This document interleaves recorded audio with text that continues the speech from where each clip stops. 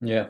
What I found interesting as well, I mean, also we talked about the delivery challenges for the manufacturers and the supply chain issues at the moment over the last few years.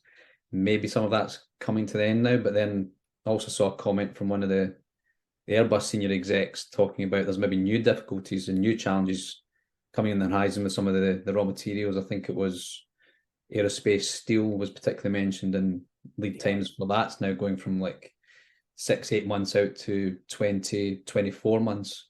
Yeah. And how, it's almost like one I challenge is think he was. disappearing and here's another one coming. Yeah, he was. I think he was specifically referencing that in terms of the wide body production. Yeah.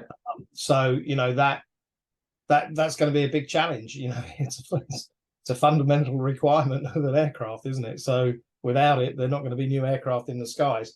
I suspect there's probably enough wide body capacity that's going to come on soon that will at least alleviate some of the pressures. I think what is really interesting about the whole Paris thing is, we see all of these airlines placing orders, and yet I would suspect 50% of them really have no clue what they're going to do with those aircraft.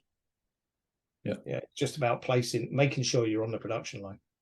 Well, they need to get into some of the primary and secondary schools and start recruiting pilots. Is what they need to do, given the shortfall that there's going to be.